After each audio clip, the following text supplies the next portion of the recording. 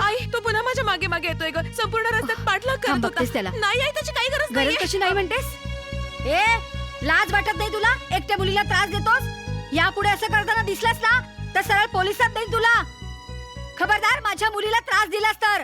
आई, कोणावर ओरडतीयस? तो गेला कधी? परत जर मला इथे दिसला, चल चल बघू आतमध्ये. यांचे आई वडील काय शिकवतात कोण जाणे. आजकालची ही मुलं शिकण्याऐवजी मुलींच्याच मागे लागतात. माहिती तर काढायलाच लागेल याची. नाही आई, त्याची काही गरज नाहीये. तो माझ्याशी काही बोलत नाही. तो फक्त माझा पाठलाग करतो. तू जर त्याला काही बोललीस तर उगाच होत्याचं नव्हतं होईल. तू हल्ली बातम्या बघतेस ना, एखाद दिवशी त्याने माझ्यावर ऍसिड फेकलं तर? नको, जाऊ दे ना. ऍसिड फेकेल? समजतो कोण स्वतःला? मवाली मेला. नको ना आई, प्लीज असं काही करू नकोस ग. मला खूप भीती वाटतेय. तू प्लीज प्लीज काही करू नकोस ग. गप्प बसलो तर त्याची हिंमत आणखीन वाढेल. तुला भूक लागली ना? खूपच.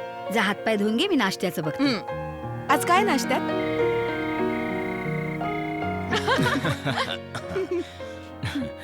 दे, डाळ दे. हा बाळा, मग काय ठरवलेस तू? कशाबद्दल बाबा? तुझ्या फ्युचर बद्दल बाळा. हे बघ बाळा, हल्ली फक्त ग्रॅज्युएशन करून काहीही होत नसतं. हो हो, आता कुठेही फर्स्ट इयर मध्ये तर आहे.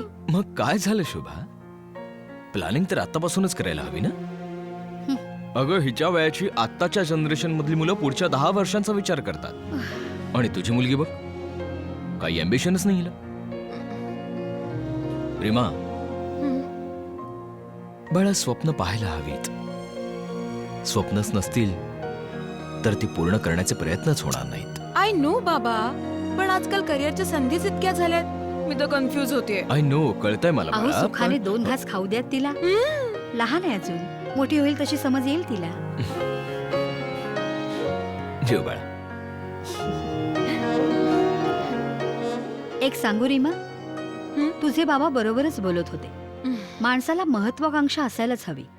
बरं, मला एक सांग, तुझे सगळे फ्रेंड्स तुझ्यासारखेच आहेत? म्हणजे तुमचं काहीतरी बोलणं होत असेल की शिक्षण पूर्ण झाल्यानंतर काय करायचं? लग्न. लग्न? अशी कोणीही नाहीये जिला बॉयफ्रेंड नाहीये. त्या सगळ्या जणी वर्गात कमी, कॅन्टीन मध्ये आणि थिएटर मध्ये जास्त असतात. त्यांच्या आईबाबांना बिचारांना काहीच माहित नसतं. आणि तू? अगं नाही आई, मी असलं काही नाही करत. म्हणून तर माझ्या सगळ्या मैत्रिणी मला बिग बोर म्हणून चिडवतात. रीमा, तुला नाहीये कोणी मित्र? मला म्हणायचंय, एखादा मुलगा? तुला तर माझ्या सगळ्या मैत्रिणींची नावं माहिती आहेत ना. शर्मिला, नीता, जया, राणू. ही सगळी मुलांची नावं आहेत का? आई, जेव्हा माझी एखाद्या मुलाबरोबर मैत्री होईल तेव्हा सगळ्यात आधी मी तुला सांगेन. कारण तू माझी आई आहेसच, पण माझी बेस्ट फ्रेंड सुद्धा आहेस, हो ना?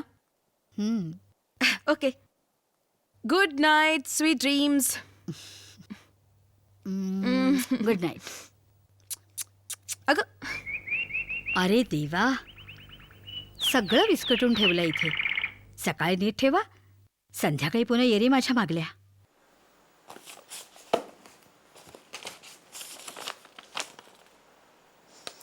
माय डिअर, तुझं नाव काय लिहू ते कळत नाहीये मला, पण इतकं तर नक्कीच माहिती असेल ना तुला की डिअर कोणाला म्हणतात? जो आपल्याला आवडत असतो, जो नेहमी स्वप्नामध्ये येत असतो आणि ज्याचा गंध श्वासातून दरवळत असतो. माझे वडील नेहमी म्हणतात की मी स्वप्न बघत नाही. त्यांना काय सांगू, मी जेव्हा माझे डोळे मिटून घेते तेव्हा तुझाच चेहरा डोळ्यांसमोर येतो. रीमा, एक क्षण असा जात नाही जेव्हा मी तुझा विचार करत नसते. कधी भेट होईल आपली? दुधाचे दात पडले नाहीयेत अजून, आणि माझी पोर आता असं प्रेमपत्र लिहायला लागली. वेणी घालता येत नाही अजून. मासे खात नाही कारण काटे काढायला जमत नाही. सोपी सोपी गणितं सोडवायला आपल्या बापाचं डोकं खाते. स्वतःच्या कपड्याची इस्त्री आईकडून करून घेते. लहान आहे ना. मग हे असं लिहायची अक्कल कुठून आली हिला? म्हणे तुझं नावही माहित नाहीये मला. अरे देवा, कोण असेल हा? कसा असेल? येऊ दे समोर आता. चांगलीच कान उघडणी करेन मी त्याची. इतकी पिटाई करेन की प्रेमाचं भूत पळूनच जाईल एकदम.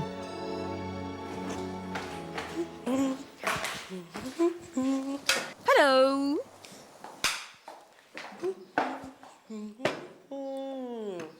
पुन्हा तेच टोस्ट. काहीतरी कधीतरी मस्त बनव. बोरिंग.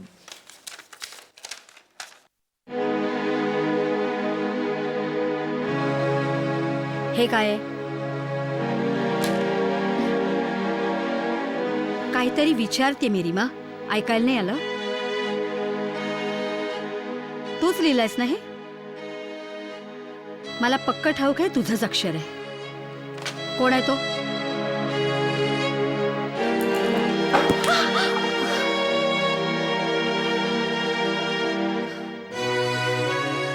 बोलती का बंद झाली आता? पत्र लिहिताना लाज नाही ना वाटली तुला? तर आईला उत्तर देताना कसली वाटते लाज? तोंड उघडून सांग आता, कोण आहे हा? कोणाला लिहिलंय हे प्रेमपत्र? साधी वेणी सुद्धा घालता येत नाही. पण तोरा तर बघा, इतका मार खाऊनही गप्पच आहे. नीट वाग रीमा, नीट वाग. मी तुझं कॉलेज बंद करून टाकेन. तुझ्या बाबाने सांगून टाकते, सांभाळा तुमच्या पोरीला. मला नाही जमत आता. आता उद्या काही कमी जास्त झालं तर ते माझ्यावर येईल. त्याला सांगते लग्न करून टाकायचं आणि मोकळे व्हा. मग लिहित बस आयुष्यभर अशी ही प्रेमपत्र. प्रेमपत्र लिहिते. रीमा, रीमा, मी तुझ्याशी बोलतेय. तुला माहितीये आई काही शिक्षण बंद करणार नाही. आई बाबा नाही काही सांगणार नाही. आई तर वेडी आहे, बडबडत राहते, काहीही बोलते. तू रीमा इतकी धीट, इतकी हट्टी. मला आज कळतंय मीच जबाबदार आहे याला. मीच बिघडवलं हिला. मी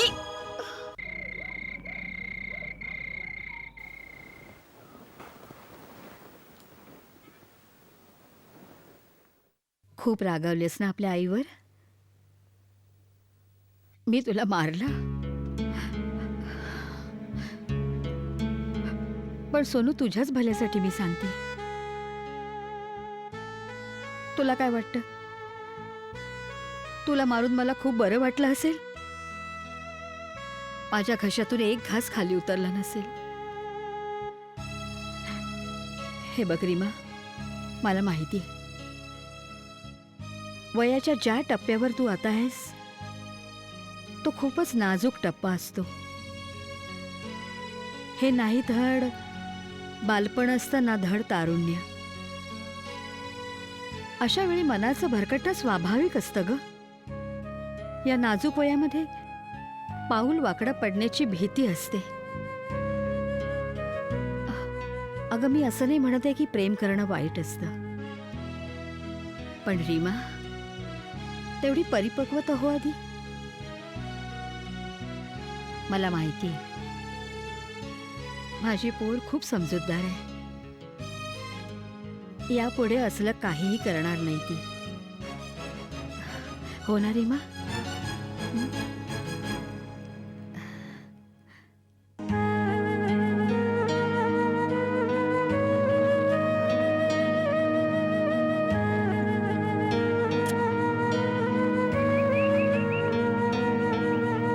प्रॅक्टिस करत होती, चालवत होती, तरी सुद्धा हात फ्रॅक्चर झाला तिचा. मग सांगायचं तरी काय? महिनाभर आधी तुम्हीच सांगत होतात ना मला स्कूटी चालवायला शिक म्हणून. कसला विचार करतेस सीमा?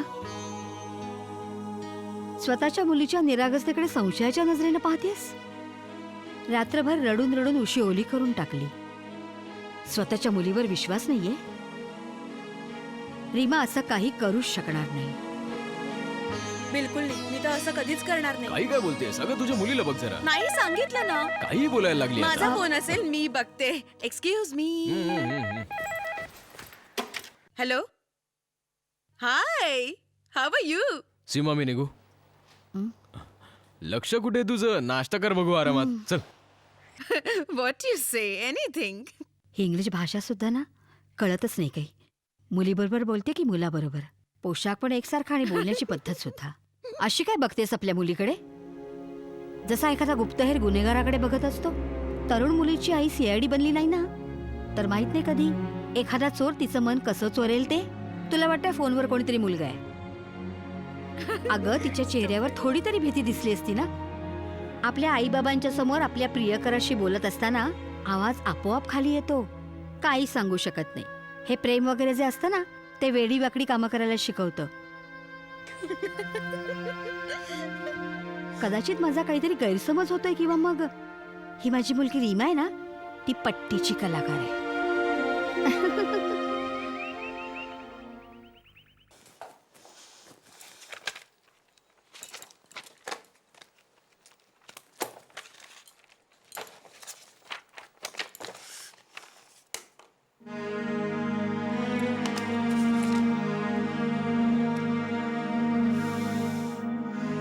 प्रेमाची जाणीवच इतकी सुंदर असते, मग जगाचं काय वाकडं आहे या प्रेमाशी? की मग असं म्हणू की दुसऱ्यांच्या आनंदाचा लोकांना मत्सर का वाटतो, की त्याला दुसऱ्यांचा आनंद बघवत नाही? तुला वाटत असेल हे मी काय लिहिलंय. सगळं काही किती सुंदर दिसत असतं. उन्हात सुद्धा चांदण्याची शीतलता असते. कोमेजलेल्या फुलांमधून सुद्धा सुगंध येत असतो मला. हे केवळ फक्त तुझ्यामुळे. तूच जगायला शिकवलंस मला. किती एकटी होते मी. तुझा हात जेव्हापासून हातात धरला, खाली मुंडी पाताळ धुंडी झाली माझी ही मुलगी. कोण असेल हा ज्याच्या जाळ्यात अडकून स्वतःचं आयुष्य बर्बाद करते ही? आणि मी वेड्यासारखी माझ्या मुलीमध्ये प्रेमाची लक्षणं शोधत बसले. रीमा बेचैन झाली असेल, झोप येत नसेल, ती जेवणारही नाही, पण हिच्यावर काहीच परिणाम नाही झालाय. पत्रामध्ये इतकं प्रेम, इतकी बेचैनी, इतकी स्वप्न, आणि प्रत्यक्षात इतका खडकाळ वृक्षपणा. मला या खडकातून पाणी बाहेर काढायलाच हवं. Mamma, I am back home. बाबा, अरे इतक्या लवकर कसे काय तुम्ही? अगं नाही बेटा, तब्येत ठीक नाही वाटत आहे आज. का? काय झालं? व्हायरल वाटते. व्हायरल? ओहो, औषधं घेतली? हो, येता येताच डॉक्टरांकडे जाऊन आलो. Very good, very good. आई कुठे? काय माहित नाही बेटा, आलो तेव्हा कुलूपच होतं. एनिवे, तुम्ही आज जाऊन आराम करा ना इथे. अगं तसं नाहीये बेटा, मी इतका पण आजारी नाही की संध्याकाळच्या वेळेला झोपून राहू. आणि तसं सुद्धा दिवे लागण्याच्या वेळेला झोपणं वाईट असतं असं तुझी आई म्हणते. तुम्हाला काही हवंय का? नक्की? नाही नको. ओके, ए बाळा, जरा शॉल आणून दे ना, थोडी थंडी वाजते. शुअर, मी आता आणते. वा, काय हा पसारा. आई मला निष्काळजी म्हणत असते, पण स्वतःचं कपाट तर बघा. ओहो, कुठे ठेवलीये शाल? इथेच असणार बहुतेक.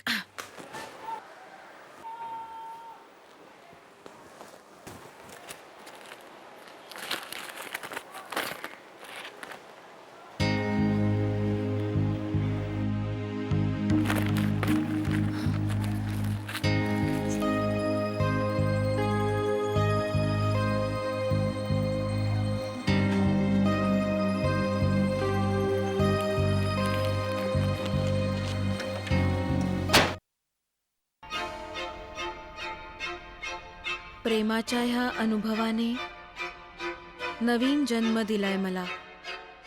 स्वतःलाच ओळखणं कठीण झालंय. ही काय जादू केलीयेस तू माझ्यावरती. मी आता माझीच राहिली नाहीये. आरशात दुसरंच कोणीतरी उभं आहे असं वाटतं. आता जगण्याची उर्मी समुद्राच्या लाटांसारखी उचंबळून आलीये.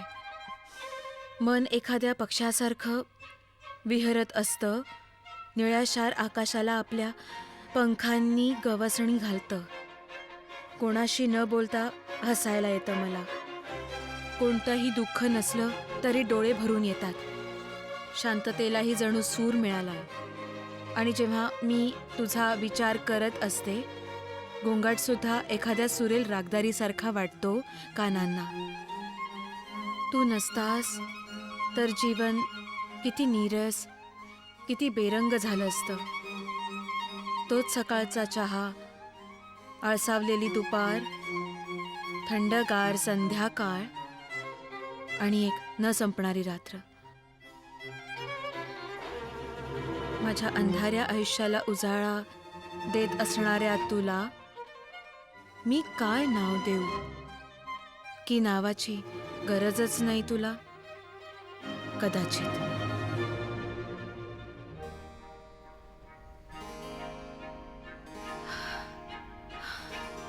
आईने लिहिलंय हे लव्ह लेटर.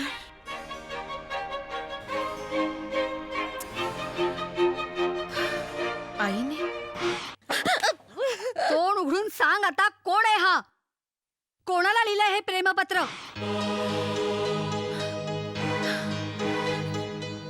आईने हे कोणाला लिहिलं असेल? बाबांना? शक्य नाही, नॉट पॉसिबल. बाबांना लिहिलं असतं तर त्यांचं नाव असतं, पण इथे तर काहीच नाहीये. मग हे कोणाला लिहिलं असेल? रीमा, अगं तू अजून चेंज नाही केलंस? रात्री जेवायला खिचडी करते, चालेल ना? अशी काय बघतीयस? काही बोलत का नाहीस?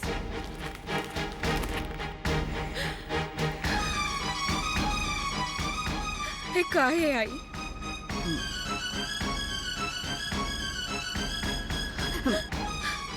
व्हॉट इज दिस?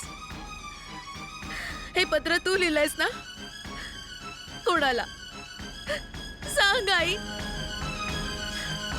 माझ्या एका प्रश्नाचं उत्तर तर मला मिळालं, पण माझ्या अजून एका प्रश्नाचं उत्तर मला हवंय आई. कोणाला लिहिलं होतंस हे पत्र, केव्हा आणि का?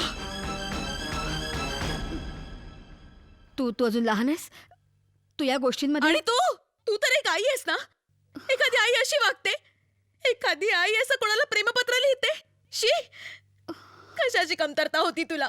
बाबा तुझ्यावर इतकं प्रेम करतात, विसरलीस का की आपल्याला किती मोठी मुलगी येते? आई जर प्रेम करण्याचं एक वय असेल ना, तर ही अशी प्रेमपत्र लिहिण्याचं सुद्धा एक वय असतं. तू कोणाचाच विचार नाही केलास.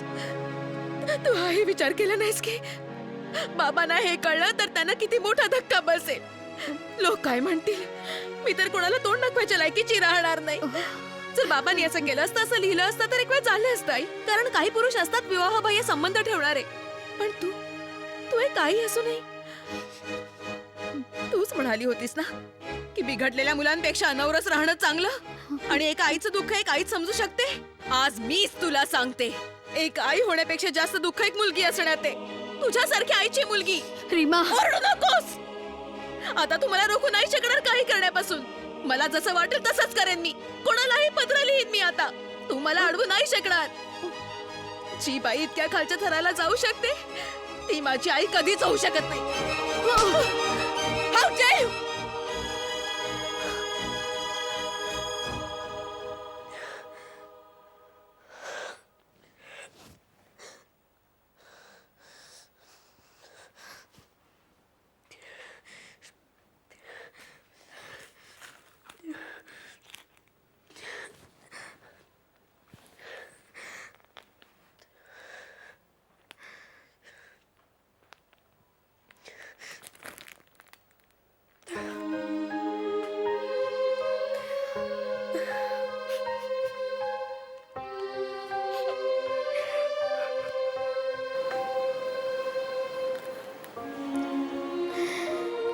आई, मला तुझा तिरस्कार वाटतोय.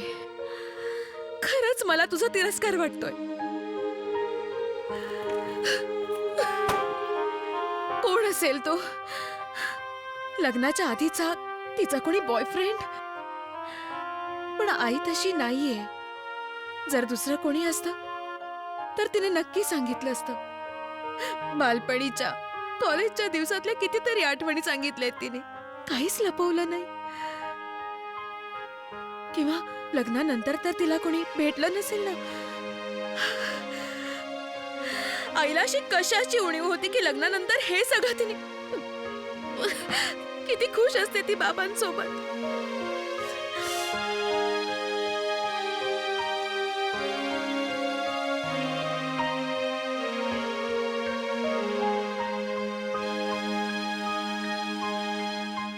माझ्या डोळ्यांसमोर जर एखादं आदर्श जोडपं होतं तर ते होतं आईबाबांचं.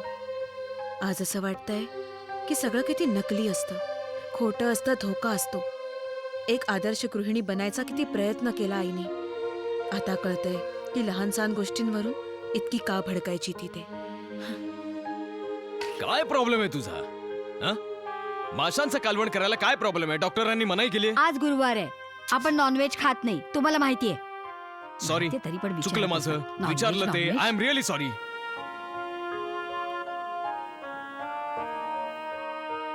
बाबा किती गोड आहेत, किती साधे आहेत. आई पण वाईट नाहीये. पण मग ते लव्ह लेटर, जर मी तिची आई असते तर तिचे कान पकडून विचारलं असतं. पण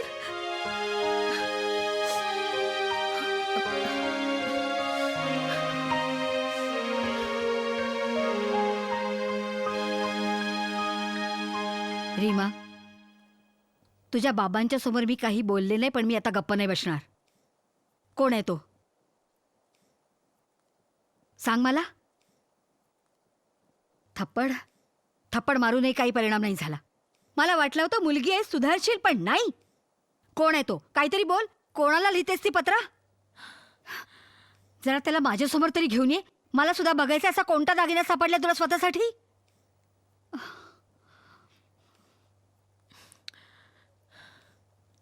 हे बघ रीमा, मी तुझी शत्रू नाहीये ग.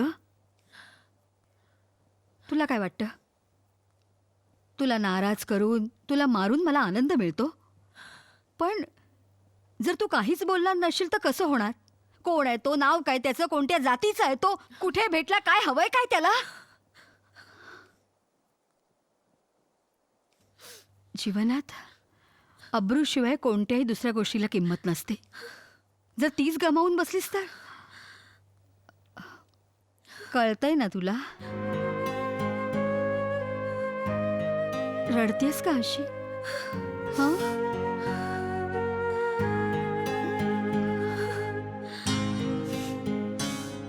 मी त्याचं नाव सुद्धा विचारू शकत नाही. आई आहे मी तुझी, इतका हक्क आहे मला. बस, आता रडू नकोस. बाबांनी पाहिलं तर काय उत्तर देणार? गप. अगं माझी औषधं कुठे आहेत? आले आले. चल आज चल.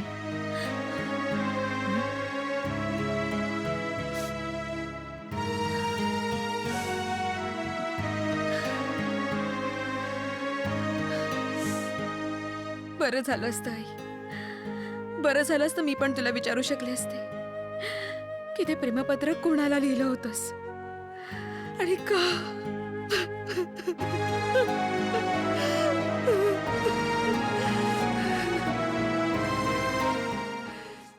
अगं नाही बाबा, वेडी झालीयस का तू? तुला कळतंय का तू काय म्हणतेस ते? कळतंय म्हणूनच तर बोलतेय.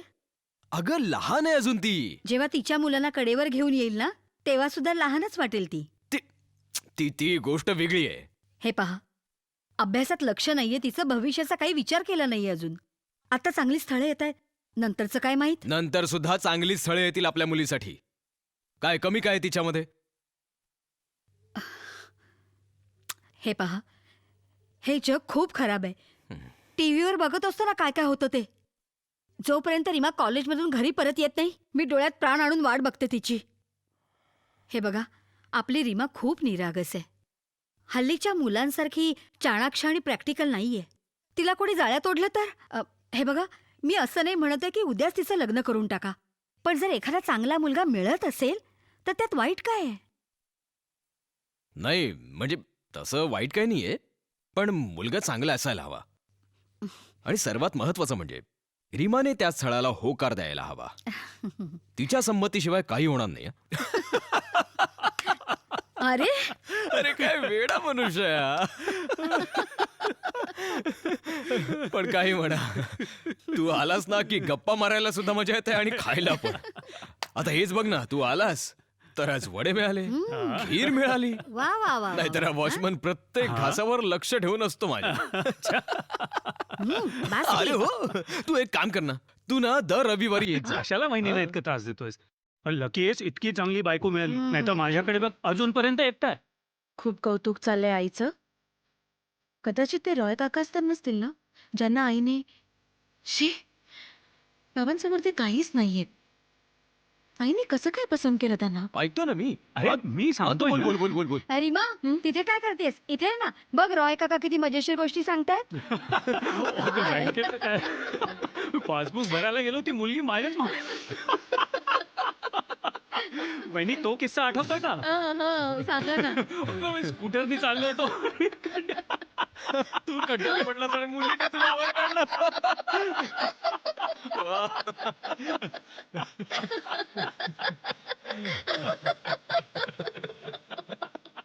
अरे रीमा, लक्ष कुठे आहे तुझं?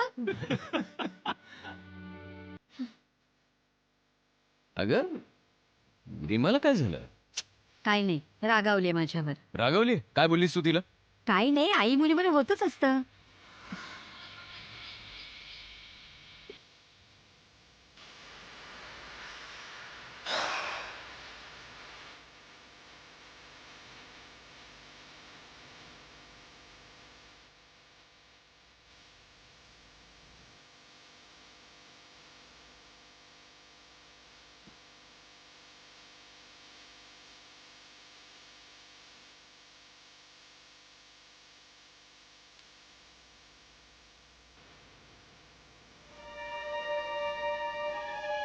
कदाचित हा तर नसेल ना? ओ नो, काय झालंय आईच्या पसंतीला? सेल्समन. छे.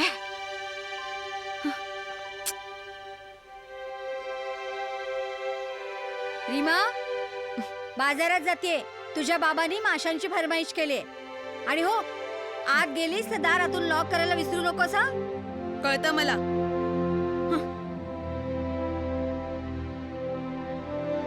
माहितीये मला कुठे जातेस ते. त्यासाठी बाबांचं नाव पुढे करायची काय गरज आहे? बाजारात जाते.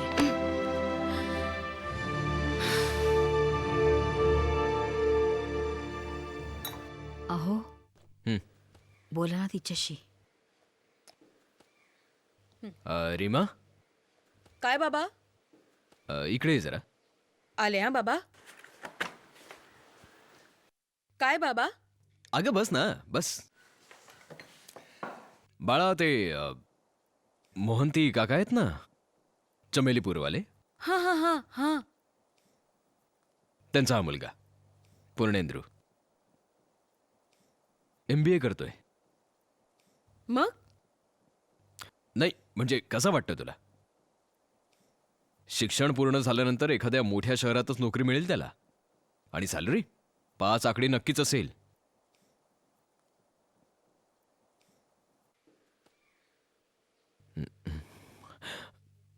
जर आवडला असेल तर बोलणी करूया आपण. नाही म्हणजे मुलगा चांगला आहे खरंच. असा मुलगा नशिबानेच मिळतो.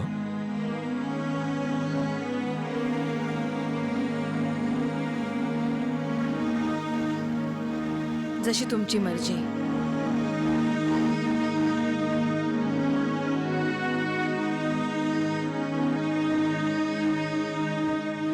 याचा अर्थ तुझा ह्या स्थळाला नकार नाही? मला इतकी समज कुठे आहे बाबा? जे तुम्ही सांगाल ते करेन मी. मी म्हणाले होते ना, रीमा आपल्याला नाही म्हणणार नाही. आणि रीमा, शिक्षण तू लग्नानंतर सुद्धा पुरं करू.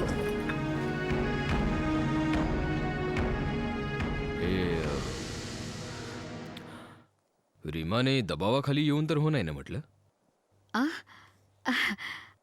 अहो, दबाव कसला? आपण जबरदस्ती कुठे केली आहे? मला कळत नाहीये का? तूच बाबांचे कान भरले असणार. मला लग्न करून बाहेर पाठवायला बघतेय, मग तुझे खेळ खेळायला तू मोकळी. ठीक आहे, मला काही शॉक नाहीये इथे राहून तुझे हे खेळ बघत बसायचा. पण बाबांना ज्या दिवशी हे सगळं कळेल तेव्हा मी ते नाही पाहू शकणार. खरंच मला पाठवूनच दे तू. हो हो, हेच बरं होईल. निघून जाईन मी.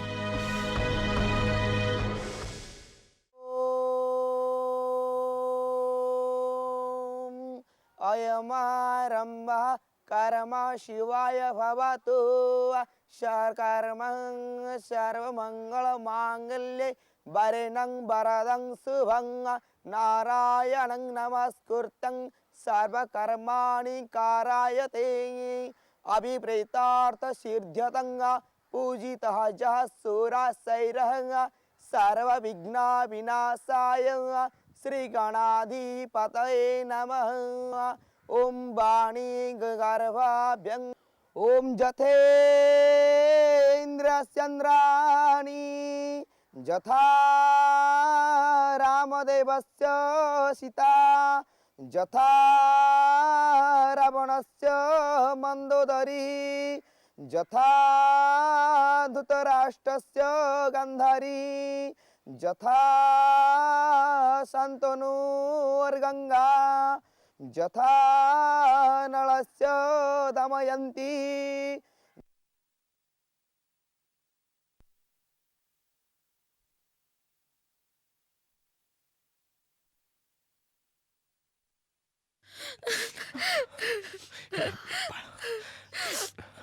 बाबा मला तुमची खूप आठवण आहे. मला सुद्धा तुझी खूप आठवण येते बाळा. रीमा,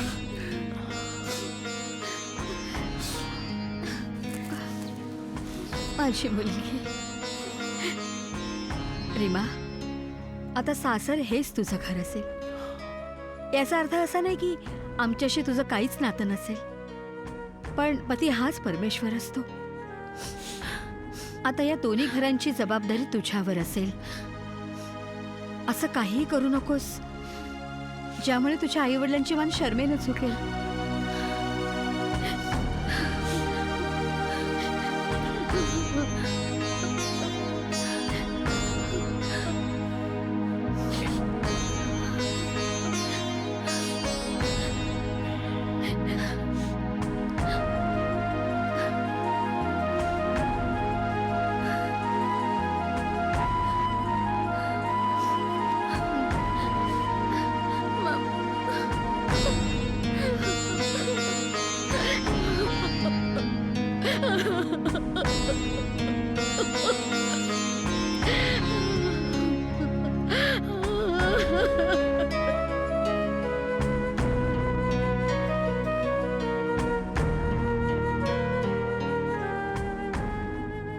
तू निघून गेलीस रीमा, पण तू लिहिलेली प्रेमपत्र इथेच राहिली.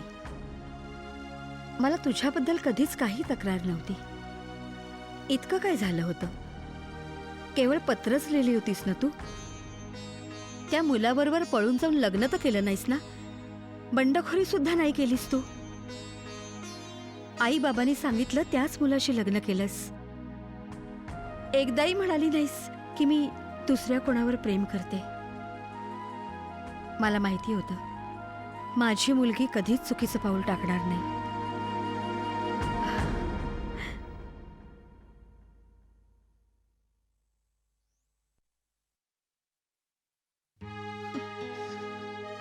माझी सोनू, माझ्यावर इतकी का चिडलीस तू? फोनवर बोलतेस तू फक्त, ते सुद्धा तुझ्या बाबांबरोबर.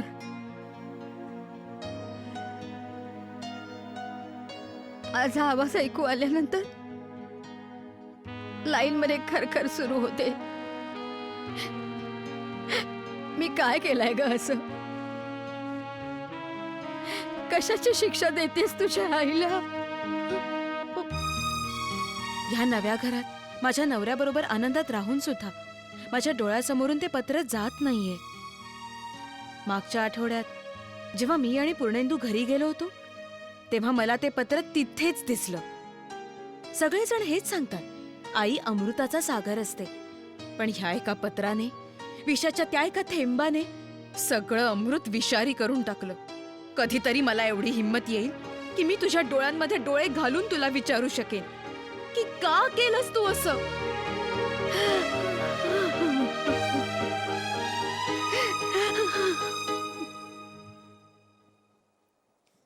Anyways, it's your life.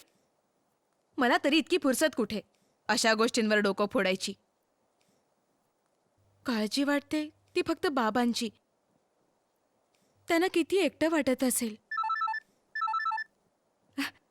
Hello बाबा, मी आता तुमचाच विचार करत होते बाबा.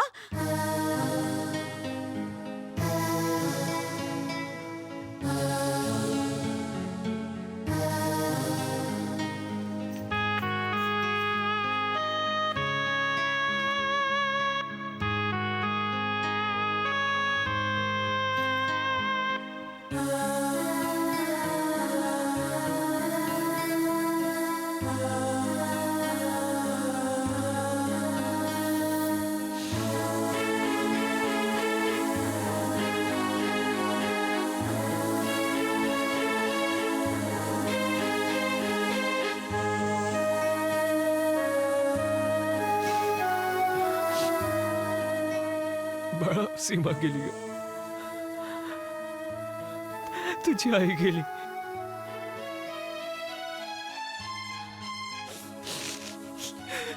मला सोडून गेली. सावर स्वतःला आता.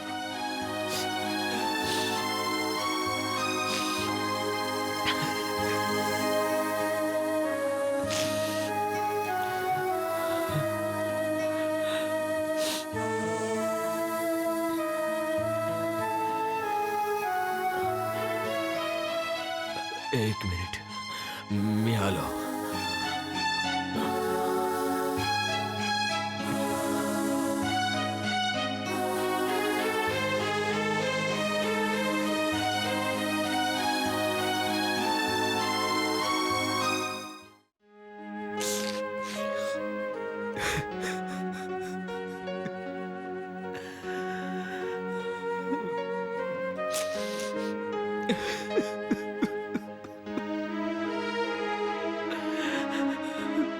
बाबा, बाबा ते खाली सगळे वाट बघतायत. मी आय एम सॉरी, मी आता आलोच. खरं तर सीमाच्या पायांना सूज आली होती, म्हणून तिने ही जोडवी काढून ठेवली होती. सौभाग्यवती असताना जाते तुझी आई, म्हणून मला वाटलं पूर्ण सजवूनच पाठवूया तिला, म्हणून हे घ्यायला आलो होतो.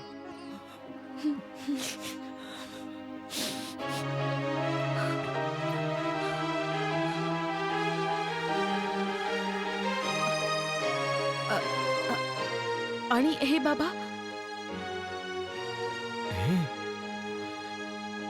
नाही, हे तर मी माझ्याजवळच ठेवणार आहे.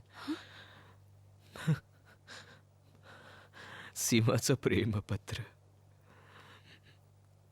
तिची आठवण समजून का. आठवण? लाजाळच्या पानासारखी इतकी लाजायची ना ती, जेव्हा मी हे पत्र तिला दाखवून चिडवायचं नव्हतं तेव्हा. हे पत्र आईने तुम्हाला लिहिलं होतं? नाही, दुसऱ्या कोणाला लिहिलेलं आईचं प्रेमपत्र? बाबा, तुम्हाला ही गोष्ट माहिती होती? तुझ्या आईने आजवर कोणती गोष्ट लपवून ठेवली माझ्यापासून? मग तुम्हाला राग नाही आला? कशाचा राग यायला हवा होता? काय असतं प्रेमपत्र म्हणजे? मनाची कविता, आत्म्याची कहाणी, दुसरं काय? प्रत्येक प्रेमपत्राला नाव गाव नसतं बेटा. मनातल्या मनात कोण नाही लिहित अशी प्रेमपत्र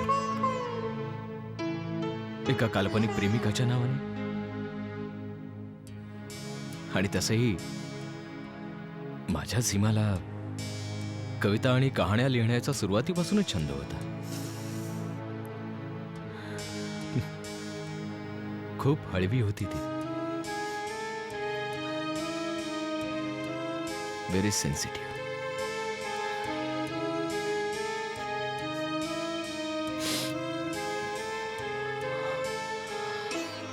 अरे सुबोध, मी येतो बेटा.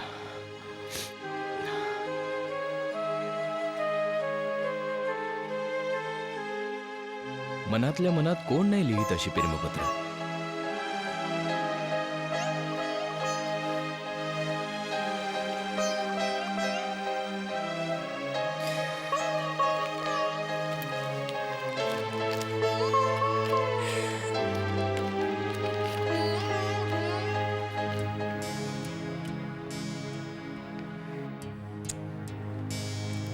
किती सुंदर आहे ना आईचं अक्षर, आणि भाषा इतकी गोड. आई जर कवयित्री असती तर हे पत्र एक कविता असती.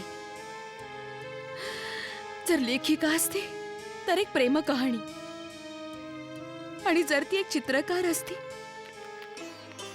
तर हे पत्र एक सुंदर असं चित्रबंध असतं. पण ती तर फक्त एक आई होती, फक्त आई.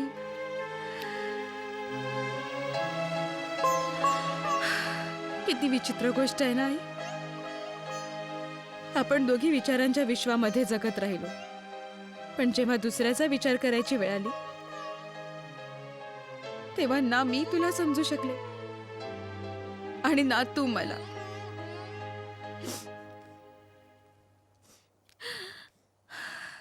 आय एम सॉरी आई. जमलं तर मला माफ कर ना ग.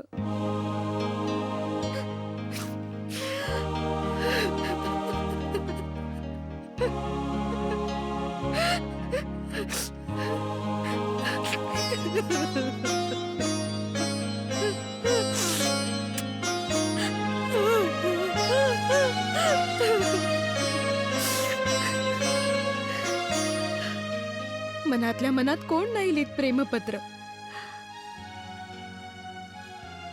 भावनांना जेव्हा आवर घालू शकत नाही तेव्हा त्या कागदावर उतरतात, आणि मन आयुष्यभर त्या न पाहिलेल्या काल्पनिक प्रेमिकाला शोधत राहत.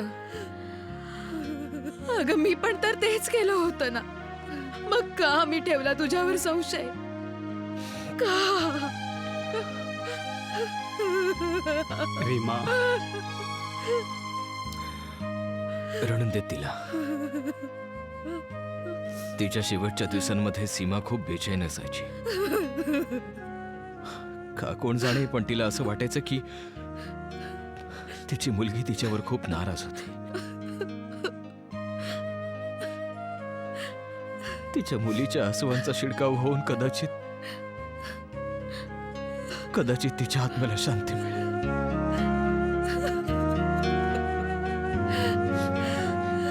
आई,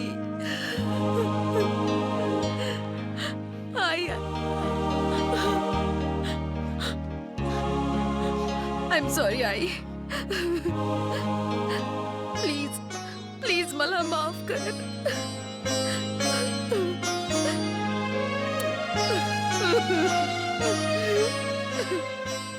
आपल्या समाजात आईची एक वेगळीच प्रतिमा असते. आपण आईला देवीच्या रूपात पाहतो. मुलीचं एक प्रेमपत्र आईच्या हातात पडल्यानंतर आई तिचा कान पकडते आणि रागावते. पण जेव्हा आईचं एखादं प्रेमपत्र मुलीच्या हातात पडतं तेव्हा मुलगी काय करेल? काय ती आईला विचारू शकेल? मुलीला सहन करावं लागेल, विचारू नाही शकणार. मी तर असं म्हणेन की या कहाणीला एक प्रेमकविता म्हणायला हवं, कारण प्रत्येक प्रेमपत्र ही कविताच असते. कहाणी कुठल्याही भाषेतली असो, बस ती मनात घर करून बसली पाहिजे. तुमच्याकडे जर एखादी कहाणी असेल तर या पत्त्यावर जरूर पाठवा. Post bag number 16515, Mumbai 400026.